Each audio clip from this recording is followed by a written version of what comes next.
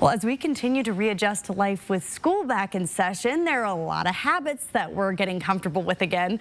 Tonight, we're giving you a heads up about some habits surrounding traffic in school zones to save yourself and others. Tonight at 6:30, Emily Bloom explains the improvements we've seen.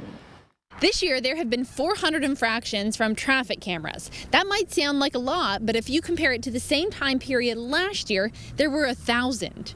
Currently, there are 4 traffic cameras in place at Lidgerwood, Audubon, Ridgeview, and Willard, with plans to add a few more in the near future.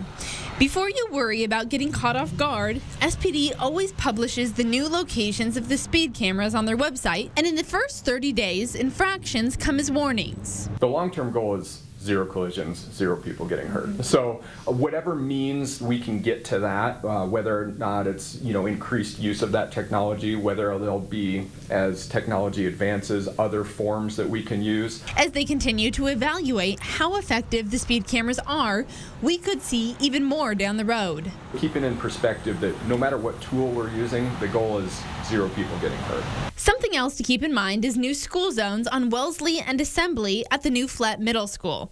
Also on Perry and Foothills at the new Yashuhara Middle School.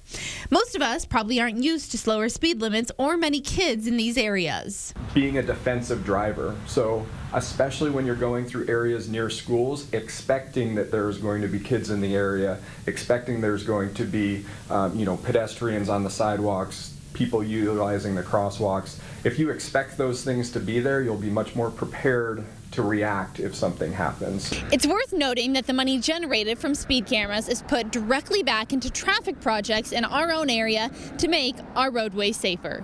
Reporting in Spokane, Emily Bloom, 4 News Now.